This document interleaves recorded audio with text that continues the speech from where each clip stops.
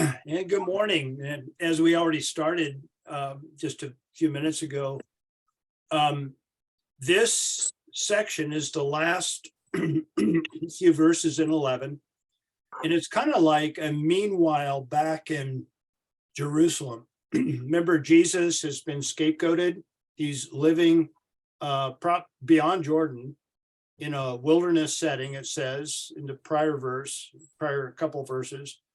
And then John takes his comments now to what's happening in Jerusalem in preparation for the return of Jesus to Jerusalem for the last time, and really beginning the story of the Passion, the last week. So this is kind of the wrap up, and I've entitled it, it's a snapshot of jungle reality, meaning the jungle existed then and the jungle exists today. And that's what we'll be looking at it in Jerusalem, the people getting ready for the festivities of the Passover event. So review, there exists up to this point, and I'm calling it an absurd separateness. Absurd meaning that we as human beings have a propensity to reject the very life giver, Jesus, God through Jesus Christ himself. And it's absurd. We see it first in Genesis chapter 3, and it just is a part of the human condition. On the other hand, where this text is going, where this story is going, we see Jesus's intent is for oneness.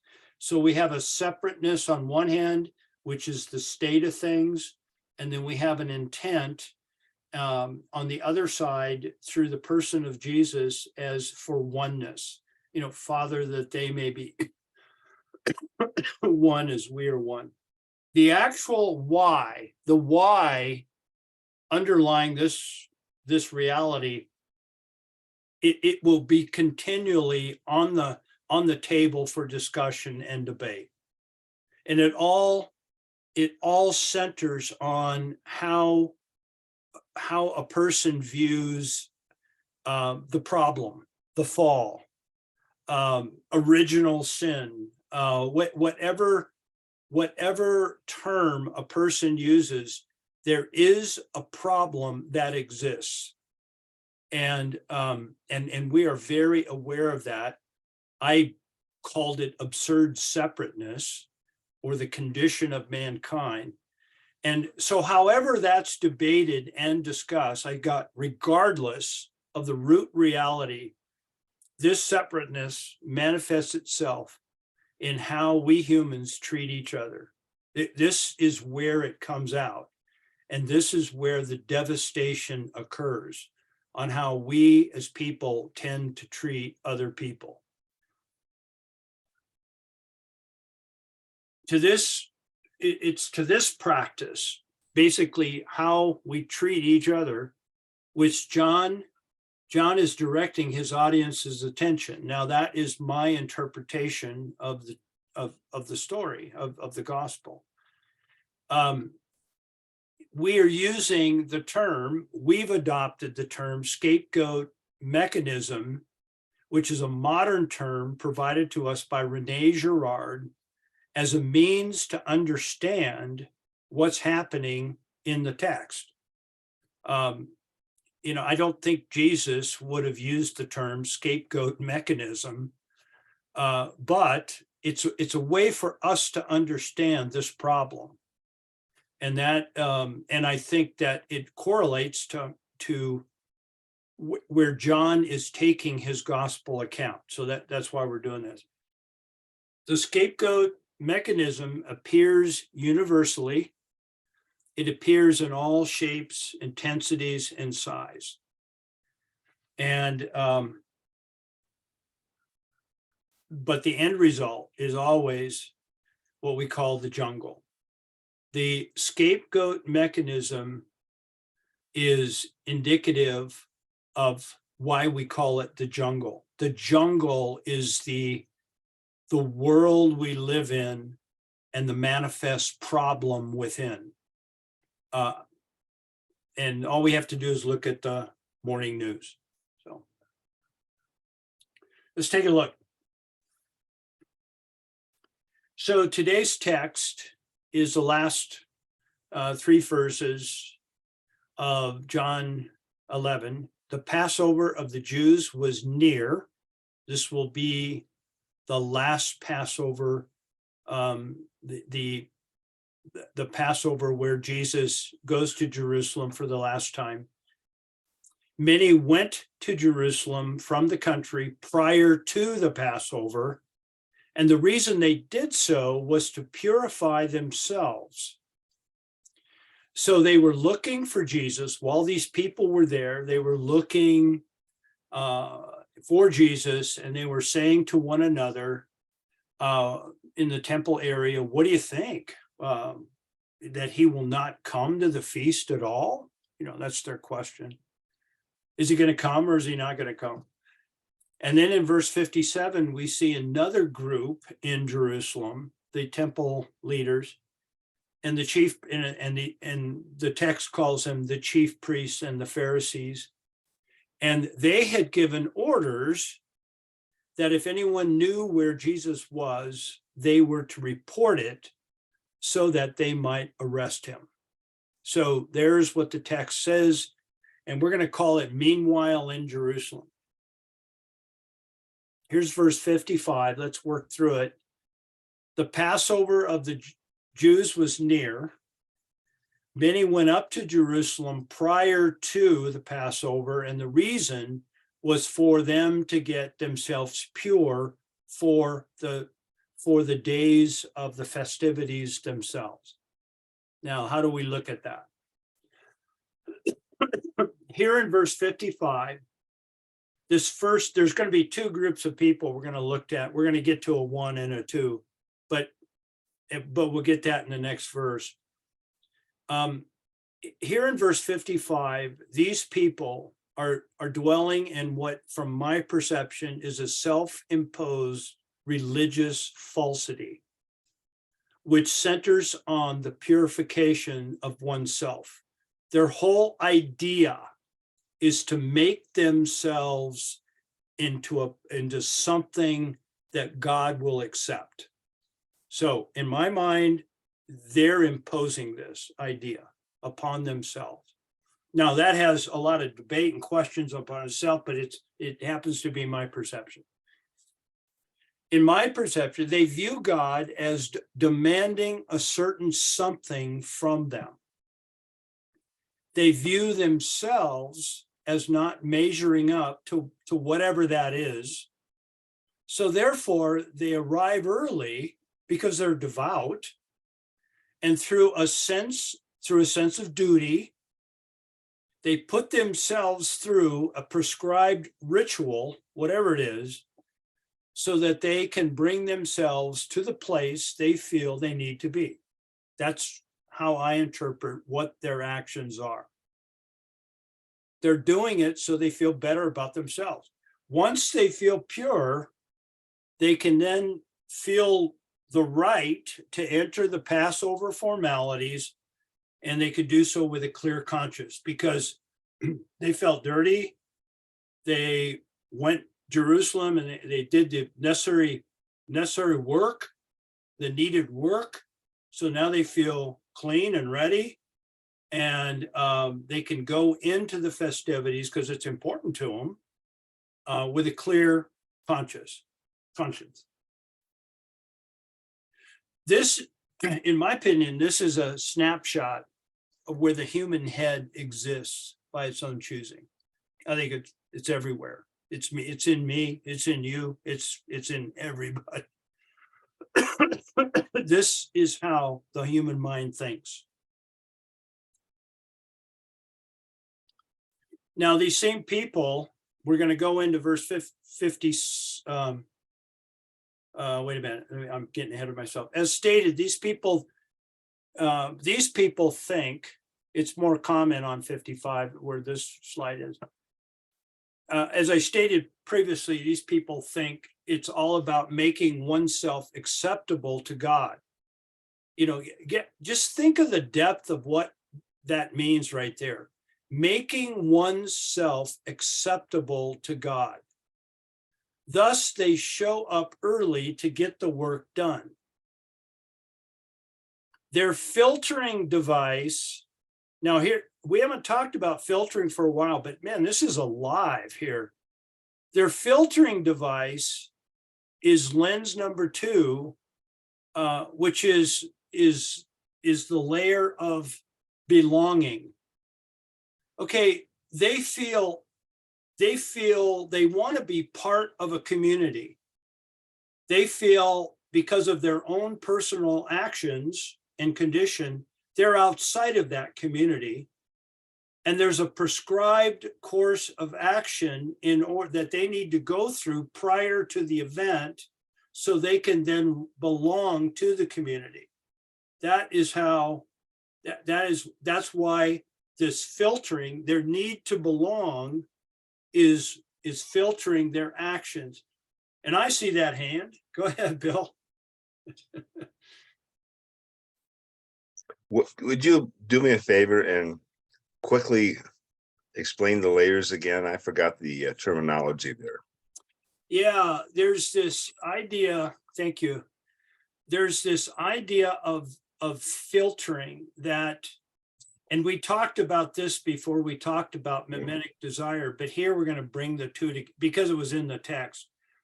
When we saw how Jesus was rejected by the Pharisees, for instance, I'm interpreting their rejection because of their need to hold a job. That would be layer 1, survival. Okay. You know, that's they're filtering the reality, what's going on around them through their own personal need, and they can't get outside of that need until it's met. And that would be layer 1. It would be the outside ring, the need to sustain life. I called it the need to survive. We would call it, the need for food and water and shelter and these types of things. This is one way to look at that. Well, layer 2, once layer 1 is satisfied, we're free. We're not bound by that anymore. But layer 2 is yet another layer, and that's about belonging. You know, once my personal needs of survival are met, because I'm human, I want to be a part of something. I want to belong. And that's within every human nature and every human being. And I think that is what's motivating this group to pack up their bags a week early, take off work, maybe, not on their own time, travel to Jerusalem, go through a certain sort of ordeal in order so that they can feel accepted within the bigger group. And I think it's belonging. That's what's driving it. The third one, layer 3, has to do with purpose. Once survival needs are met, once belonging needs, what has everything to do with love and community. What is my purpose in all this? Belonging is layer 3. So is that helpful? Yeah, I couldn't remember. Yeah.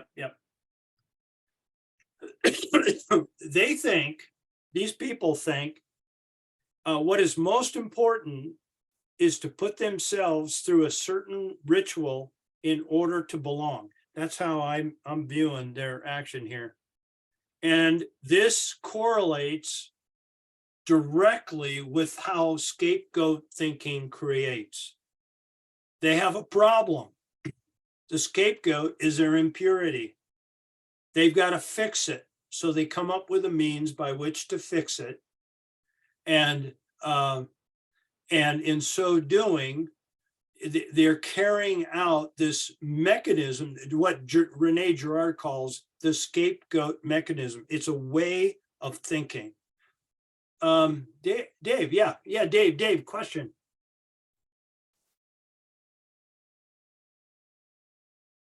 We can't hear you. Here we go. it's a sidebar, and I'm not asking that we, go off on it, but later, if you want, guys, go to Acts 21, starting verse 17.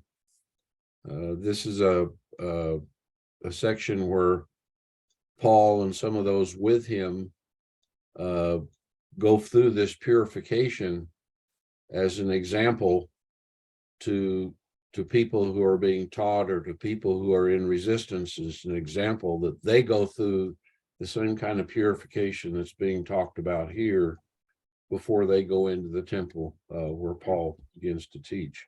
Yeah. So starting in 21:17, it explains kind of what the guys went through. Huh. So Paul himself did that Yeah. to Yeah. break down the barrier, kind of remove the scapegoating blanket from him. Says, I can do that. If you want me to do that, I Yeah. can do that. Yeah, very good point, where Paul actually goes through that process. And Dave, and I agree, for the reason that it's okay. There's nothing wrong with all this, but it's the motivation behind it. He was doing it in order to bring community to the people and to be an example. And yeah, if this is what you need to do, just go ahead and do it. And I'll be a part of that. I think that is a really healthy way to look at this kind of thing. So thanks for that comment. Did that take the scapegoat mechanism off of his potential future? I don't follow that question. Maybe Well, I think Dave alluded to he's doing that. I thought he said something to avoid the scapegoat issue. I'm not sure if he meant that, but Paul might. A lot of those Jews may want to remove Paul because they're mad at him because things are going south, and it's got to be this guy's problem. Yeah, so Paul's saying, well, if I do this stuff, then I'm okay with you. And so he does it to break down a barrier, a false barrier, but he does it to break it down. Yeah. So that he can proceed with his ministry. That's a generalized statement. You need to go to that section and kind of read and ponder it yourself and see what Paul is doing. Right. The cool thing about what you're saying, Dave, and I'm not familiar with the text, in my head here, but what I'm hearing you say is to read that text in light of what we're talking about here. It could really put a little bit different, interesting swing on that and understanding. So we all know that Paul was constantly juggling or balancing or arguing about, yes, you can do that if you want to, but you don't have to. This is kind of one of those situations. Yeah, the Jew Gentile question, Galatian. I mean, it's filled with all that. So thank you very much. Now, I put in a subnote here in relation to this slide, and it says, note that the filtering is a direct outcome of mimetic desire. There is where I attempt to show how filtering, which we've looked at, which we re-looked at this morning, is actually connected to what we're talking about with this mimetic desire. These people, now I explain that. These people are not choosing independently like most of us think we do. We think we choose independently, and Gerard's idea is that, well, we really don't. We look to others. We look at others in order to help define our own desires. Rather, their desire is being defined by the perceived in-group desire, the group that they want to be a part of. That's what's designing their desires, which lead to their actions. That's why they show up a week early, go through the process in order so they feel clean and acceptable to God. That's how we're reading that. Now in verse 56, we have the tail end of the first group. And this is where I make a kind of a general statement. In verse 56 and 57, we see two types of responses from the scapegoat initiator, the one that's initiating this mechanism. And we've already looked at half of that first group, and now we're going to pick up with them and then move to the second. So here's number one. Here's the first group that we've looked at. This is a continual wrapping up their comment. In verse 56, we have seen people, referring to what we just looked at, concerned about their own state of purity. This is what's foremost in their mind. They're devout, and that's wonderful. They want to belong. That also is wonderful. And from their self-focused, they're in a self-focused state of mind. They theorize concerning the person of Jesus, whether he will fit into something they as a group deem as important. They are actually quite content, if we step back and look at them, they are quite content dwelling in their own self-imposed devoutness, while the one who is Jesus, and then I've got the brackets, who in this case has had a dramatically important and positive influence, they just go with it, and they allow that one to reside as a scapegoated victim, which he is. He's out in the wilderness. Here is one example of what the community does to those they scapegoat. Here's an example. So picture this for a minute. They arrive early, this group. They put themselves through this process that they think is important, that will move them from a state of impurity to a state of readiness, which I'm not arguing, but this is where their heads are. Once they get to that state of readiness, they feel freed to talk about and debate whether Jesus will actually meet their expectations. They've been through it. They put themselves through it. Any godly person will do what we did. So they can therefore feel free to debate and in some cases judge whether this one who has had this positive influence, whether he will respond the way that they think he ought to respond. That's the crux of it. And it's exactly what the community does to those they scapegoat. From their own admission, they are dialoguing whether or not Jesus will perform as they think a religious teacher ought to perform.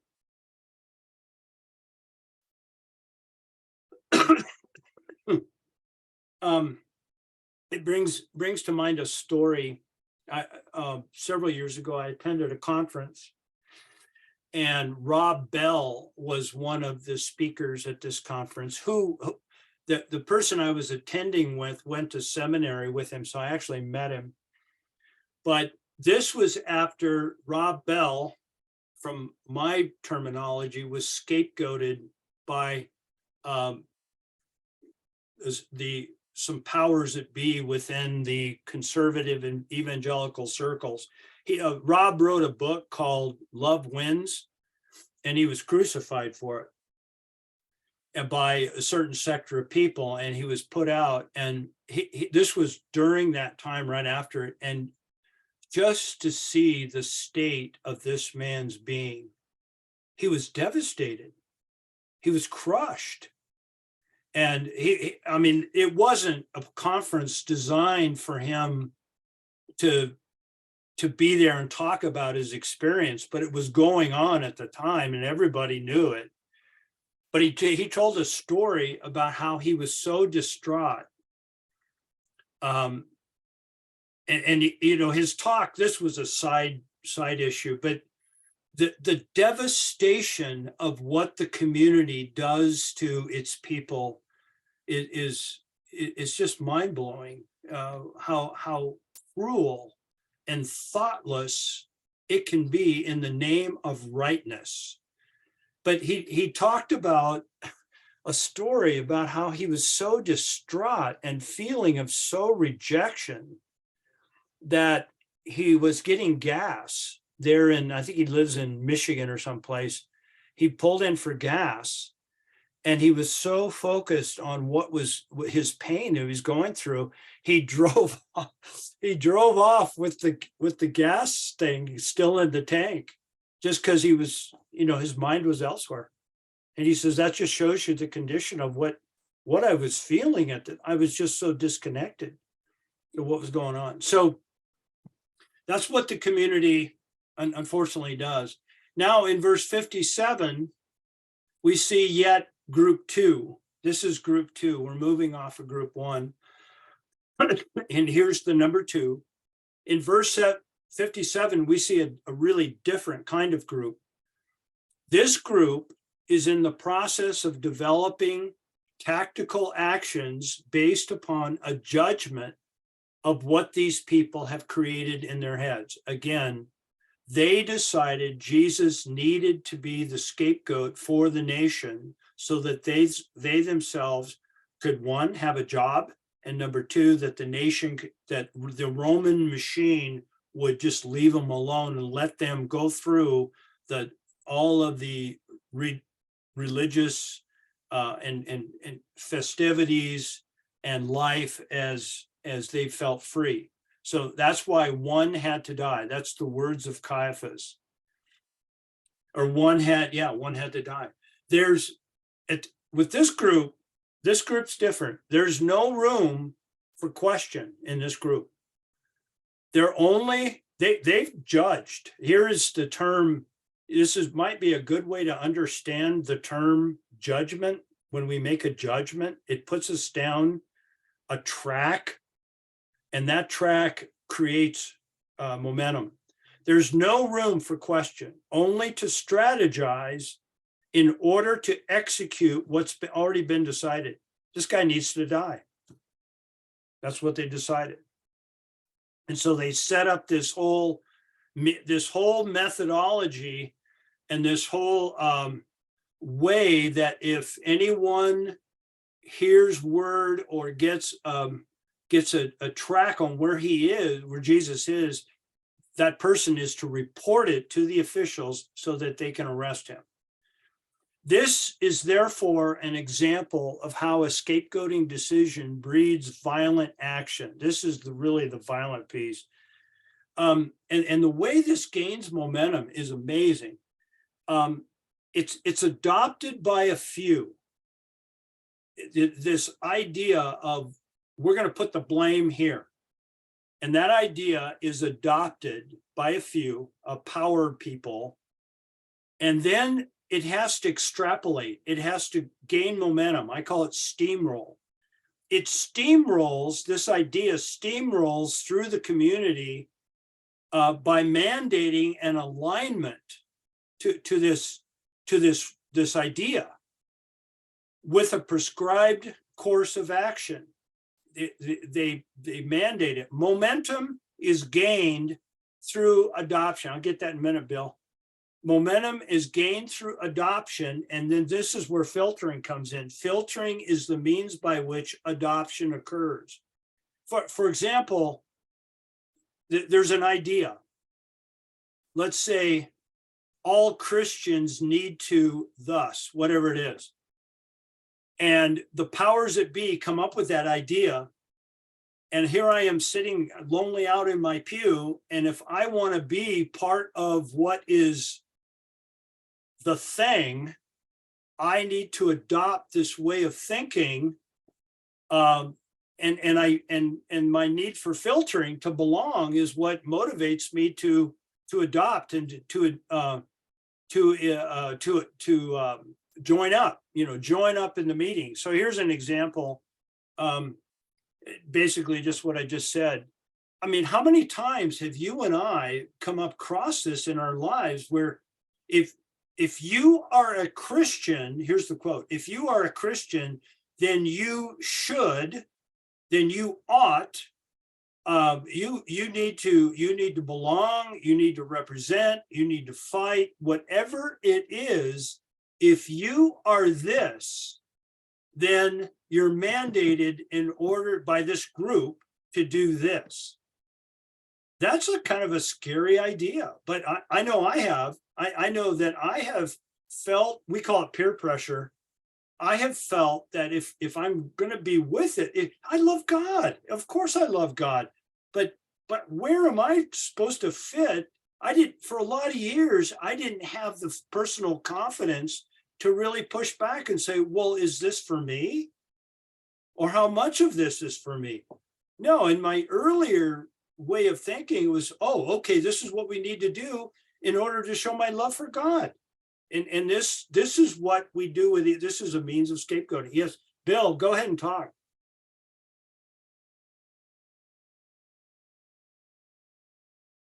Okay, I want to make sure I'm clear on this. Caiaphas is saying we've got to get rid of Jesus. He did say that one man needs to die for the One nation. man needs to die. Well, he's thinking of Jesus. Yeah. And is he thinking in terms of a scapegoating principle, or is the scapegoating principle in Leviticus almost prophetic, that he's thinking something else, but in effect, it's becoming the scapegoating principle? Is he thinking we got to make Jesus a scapegoat, or is he thinking we got to get rid of this guy? And unconsciously, he's acting in the scapegoat structure. Okay, let's, John, did you have a comment on that? Yeah, just real quick. So John uses the word Caiaphas prophesied. Yeah, Right. he does. Yeah. So what is that word? This goes back to, Dave's, oh, here comes Dave too.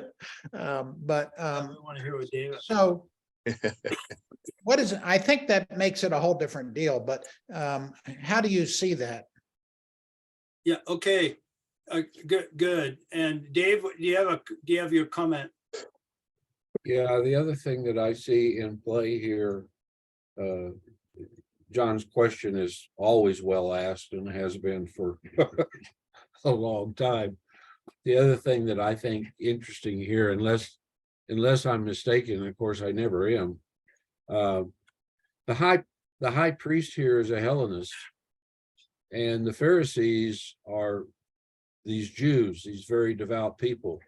So the other thing that's happening here is almost a form of, I'm going to call it political spirituality, where you really have the power people, the high priest, the political power structure saying this prophecy, and then you have the people who are living under that system, and they actually are coming together in this case to unify, to protect their own particular positions of power and so forth. The same thing that we see today in the political realm, especially, and unfortunately happens in the church all the time too. Yeah. Okay. Yeah, Dave. I mean, thanks, Dave. That was a thank you to Dave, but a hand up. I see that hand. Hey, Bill. I see that hand. I love that. Yeah.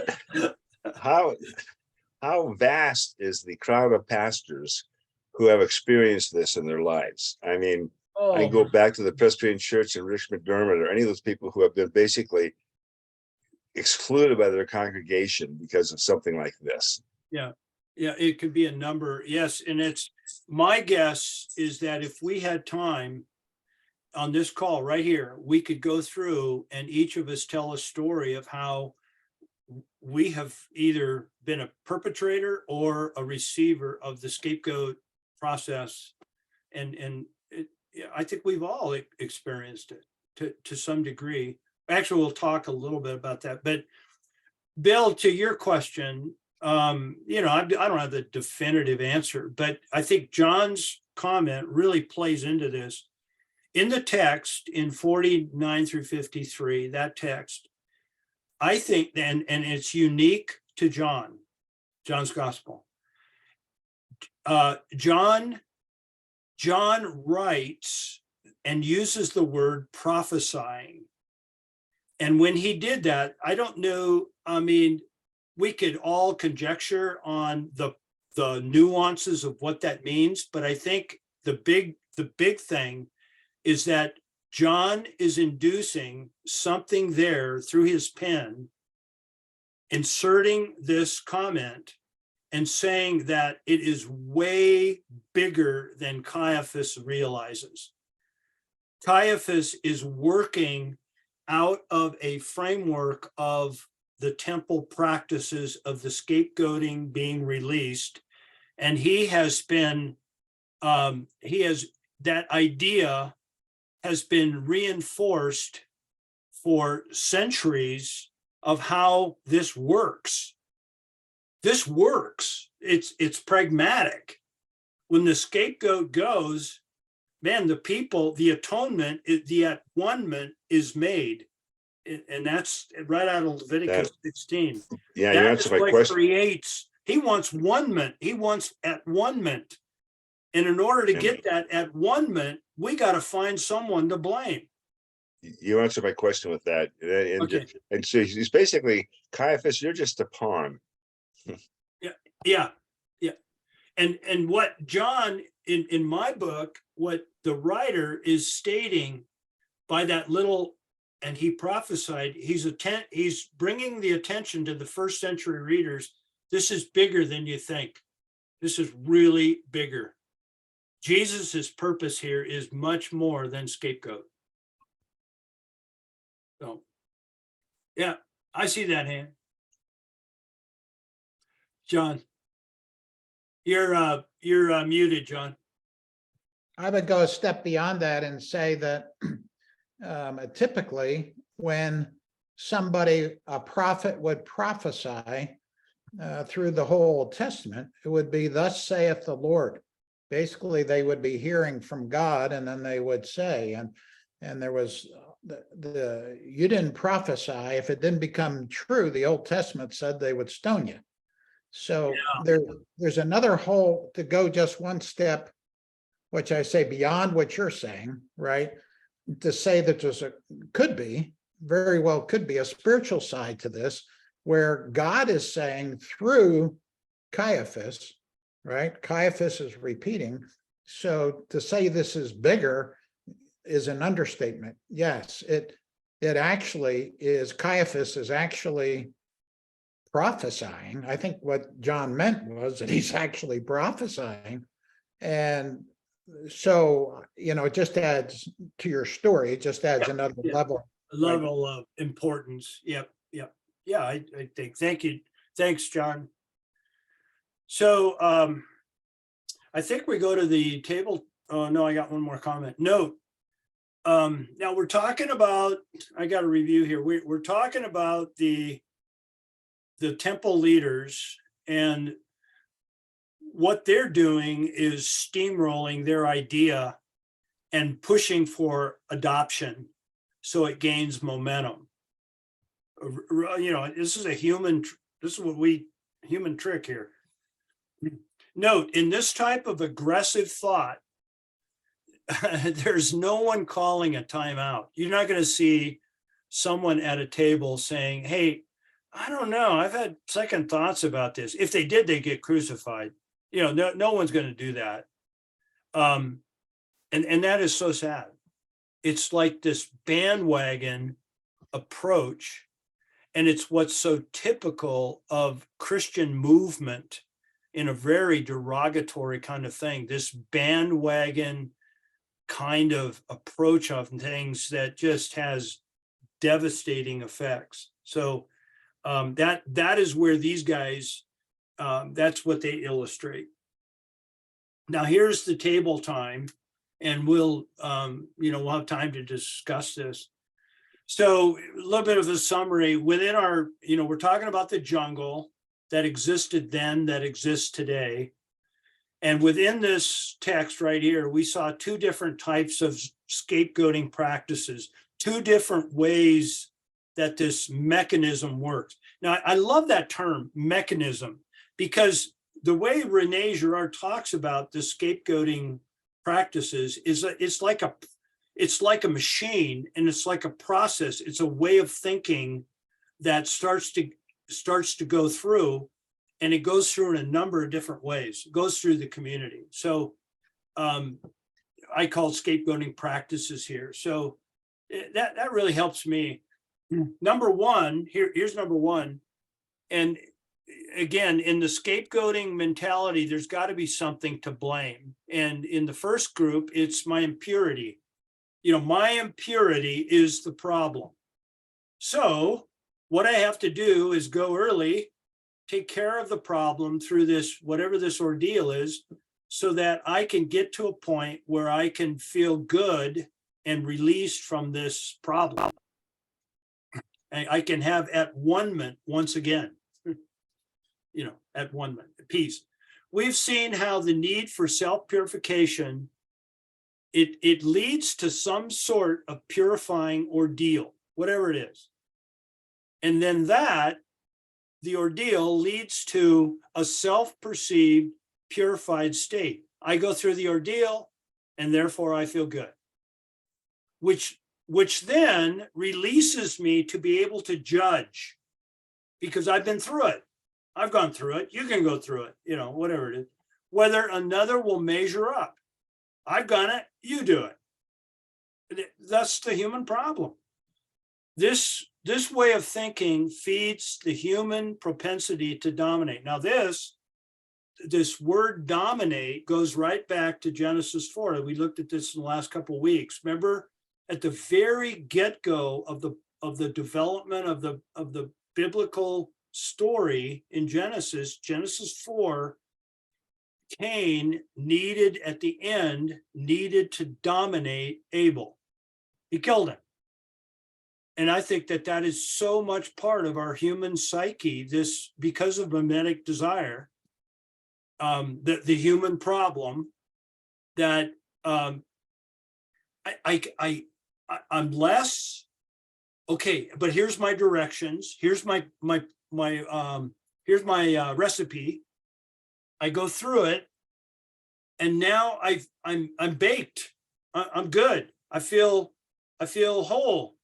Now I feel in a place of power, and we use that power to dominate. Cain did it, and I think we humans do it to each other. Jesus, the second group, Jesus is to blame. Here, we have also seen that once the scapegoat has been identified, that's Jesus, the judgment tends to steamroll through the given community by mandating others to join the cause. It gains energy through adoption, and that comes by filtering. Now, we've covered a lot of things, but if you just slow it down and think through it, it all fits. Okay, and then I've got in brackets the 3 layers of filtering, the 3, the need to survive, the need to belong, or the need to have a purpose. Those are possibilities of areas of filtering. So the idea, we're in a bad fix. We need something to blame. Oh, Jesus is to blame. He must die. And we're going to identify it. We've identified him. Now we need to handcuff him and put him through the process so that we can go free. Now, we've already had quite a bit of discussion already, and that's good stuff. I mean, this raises all kinds of questions and comments in relation to our own lives. So let's talk about this scapegoating practice. Bill has brought about one question, great question. John's commented, Dave's commented. What about some of the rest of you? What questions might you have in this whole thing? This is one way to look at it.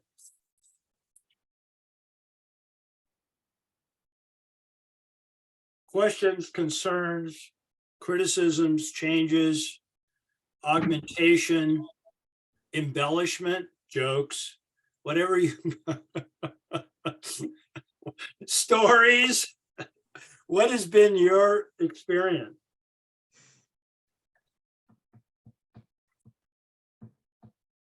Dave, we can't hear you. Thought I unmuted, but it's an age thing,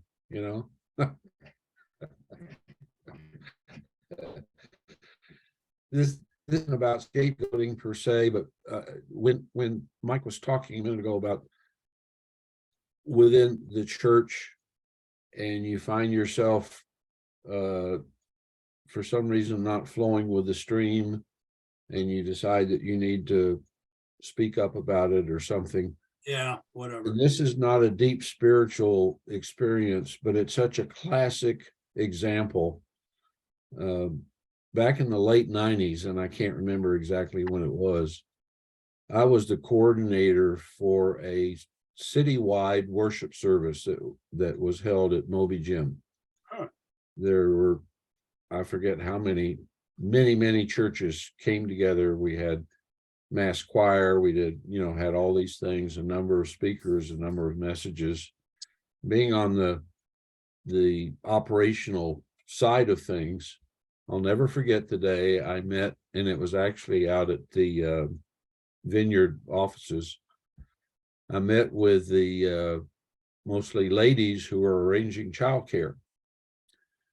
And we're talking about going into Moby Gym, and they were into the mess of it 400%, moving in cribs, taking care of how to keep things clean, security checks in and out, and all the rest, tremendous energy and resources and everything else.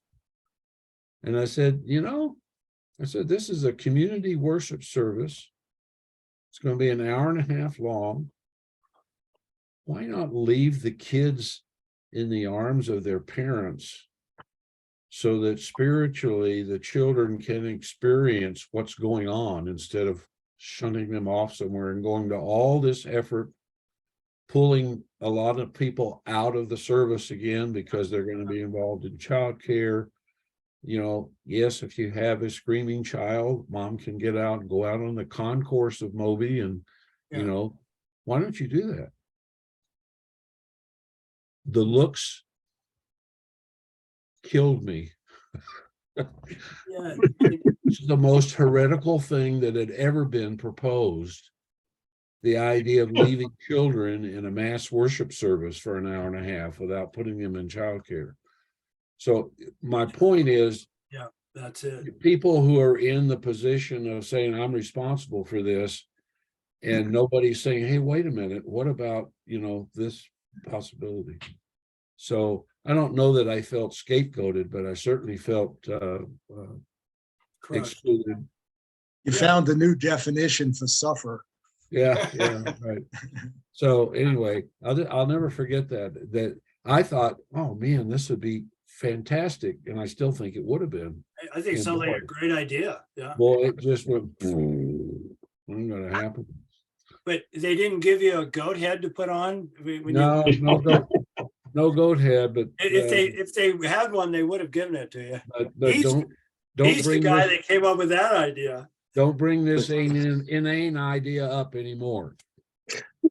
There's something about this that its scale has an effect, because just general conflict, in a sense, you could make scapegoating out of any kind of conflict.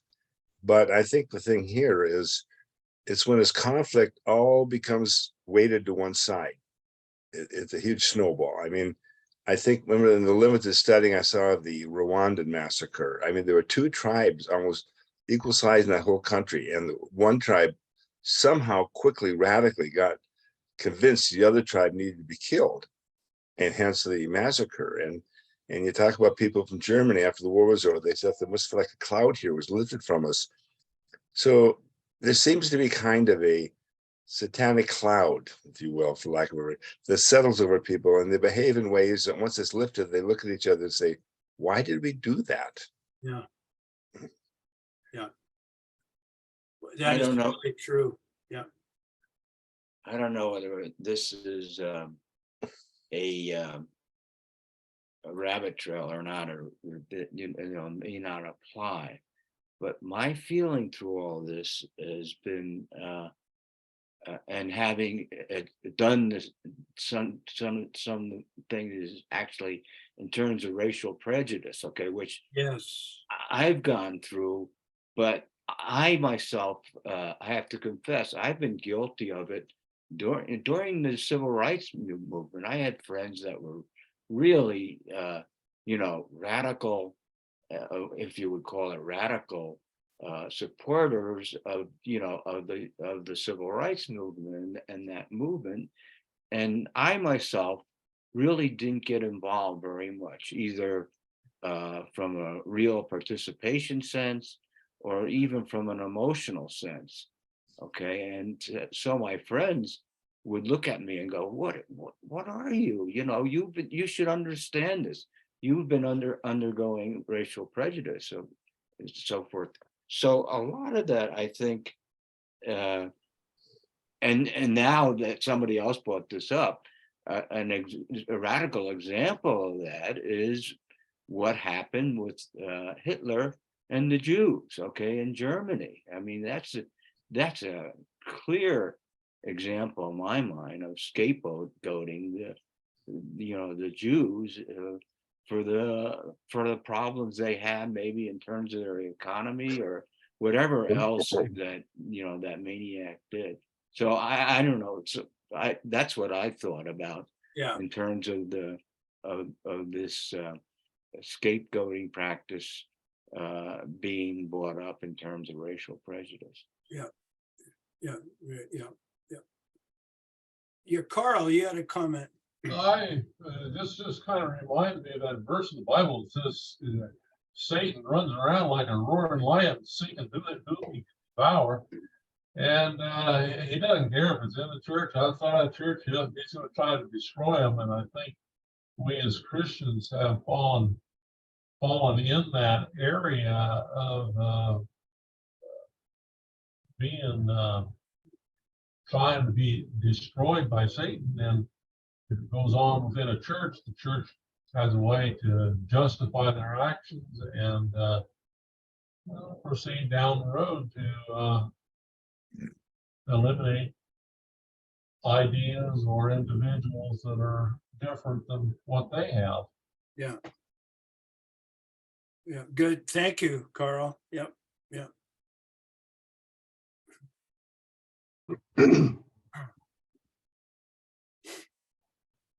Some of you will remember back in 2010 when I was elected to represent our regional area in a national debate in our denomination, the Presbyterian Church. Bill referenced this just a few minutes ago. And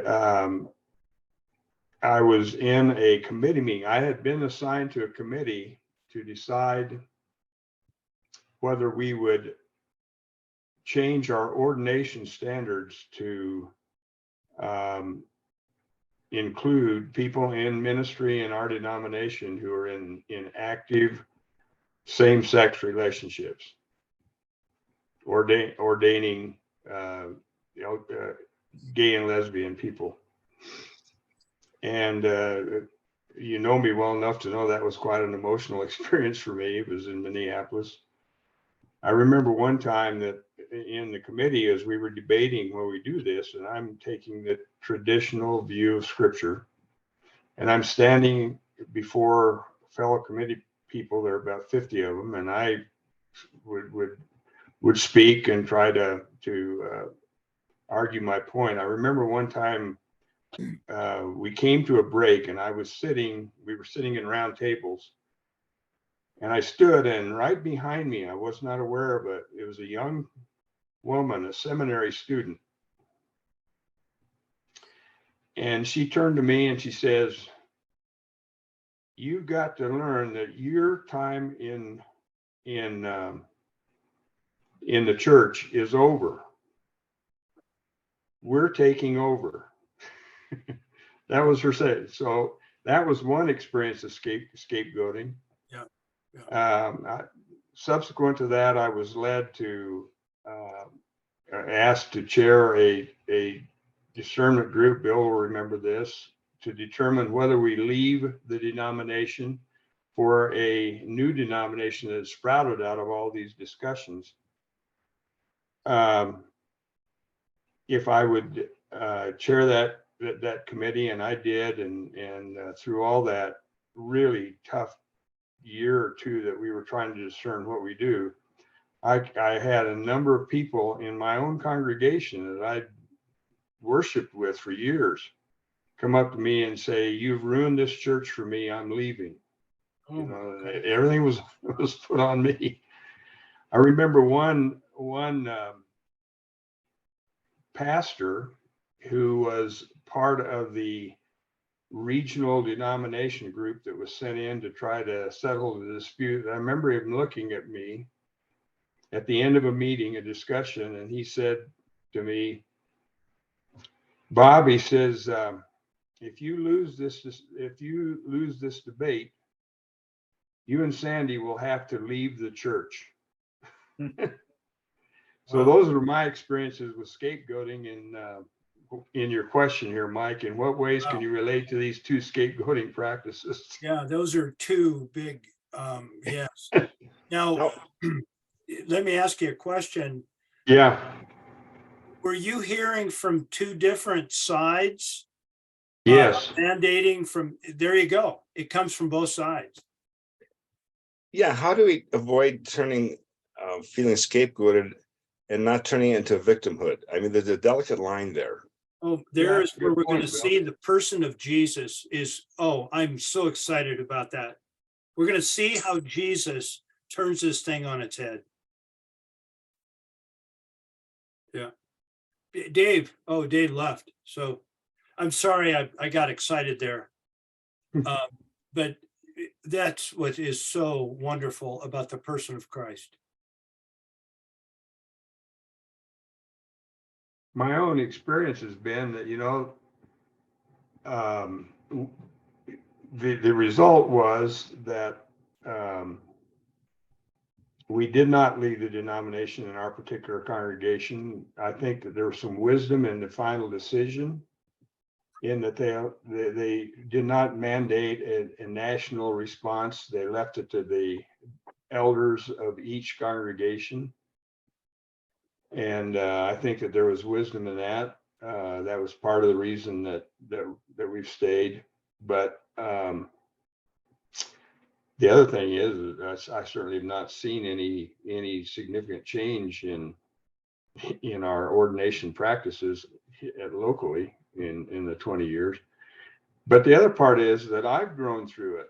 I've spent so many times in my own private discernment and understanding what's gone on. I have changed. I've grown, I think, not in a compromising way to what Scripture says, but in my understanding of the. You've heard me talk about I think when I said, I think it's wrong of us to presume that we know what's on the heart and the mind of Christ and God, and that's one of the things that I really hung on to, and I think it's led to a lot of reconciliation that Sandy and I have had in our own congregation, and right now I'm very happy that I've stayed. Yeah. And it was really it was a growing experience for me over the last 13 years. It was 13 years ago when that was taking place. Yeah. Not easy by any means. Boy, Bob, that is a wonderful story. My mind goes to what Jesus said on the cross. Father, forgive them, for they don't know what they're doing. And my guess, in your process of growth, you're really understanding that statement at a much deeper level. I am. That is well stated, Mike. Yeah. I sometimes I try not to live in regrets. I try to keep moving on. We're in a race. We're all running the race. Yeah. But I've had many times, what were you thinking? That kind of thing.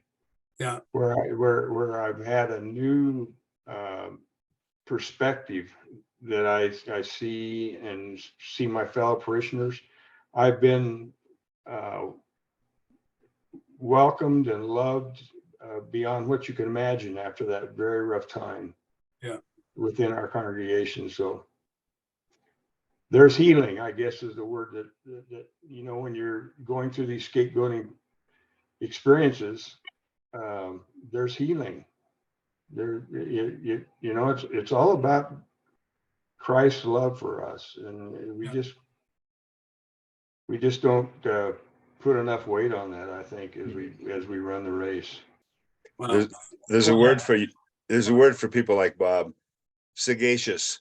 yeah, he's sagacious. That was a mouthful. Yeah, that was wonderful. Wait a minute, I got to get my dictionary out. Yeah, what? Like a Hey, sage. Bill. He's a wise man. It was a, I thought- John, I it was a compliment. Yeah. I thought you were going to say mensch. Bill, No. send me a text spelling that word. I got to look it up. Okay. Well, I think we're going to end that with what Bob just said in his own story. And thank you so much for sharing that with us. That was really meaningful, the different segments of that. And I think we all can hook into that some way that we've experienced. And also, like Tassi said, sometimes actually become an initiator in that process that exists in this world. So next week, we're going to launch out we're going to see Jesus we're going to see Jesus next week in a scapegoated condition, being removed to the wilderness, and the goat is going to speak back. The goat is going to come home. And that means everything. We're going to see a beginning of that next week. Jesus is no victim. Jesus loves us far beyond what we can comprehend at any given time. And what we're going to see him doing, he's doing it for us because he loves us in an amazing, amazing way. So we'll launch that next week. Thank you guys for the great discussion. And we'll see you next week. Love you guys. Thanks, Mike. Uh,